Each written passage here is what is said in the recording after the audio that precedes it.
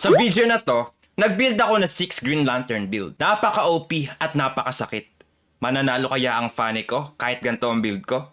Panoorin mo hanggang dulo. Yo, what is up guys? Tayo nagbabalik sa ating panibagong video sa Mobile Legends Baobang, kung saan sa video na ito, tayo ay bibuild ng ating Green Lantern build. Ano nga ba ang Green Lantern build guys? Ito ay napaka-OP guys. Magiging superhero ang iyong pangi mga pare. Tignan nyo naman guys. Blade of Despair, Corrosion Sight, Guardian Helmet, Oracle, tapos Holy Crystal, mapapa-holy shit ka sa damage. So basically, kung bago ka lang sa ating channel mga idolo, please consider subscribing and click the notification bell. At the same time, if this video gets or hits 5k likes, we will be giving epic skin to whoever like this video and nag-subscribe mga tropa. So, let's go mga buddy. Ayan na guys, ayan na, maraming counter mga par. Isipin nyo mga idol ko, i-build ko Green Lantern build. Tapos ang daming counter. May Johnson, may Kagura, may Grak, may Edit, may Pakito. Lahat counter pare. Kakayanin ko ba to guys? Sana kayanin ko to mga par. Green Lantern na to buddy eh. Buddy Green Lantern na to. Baka naman. Bibigay sa atin ng panalo mga idol. Tara guys. Sana maipanalo mga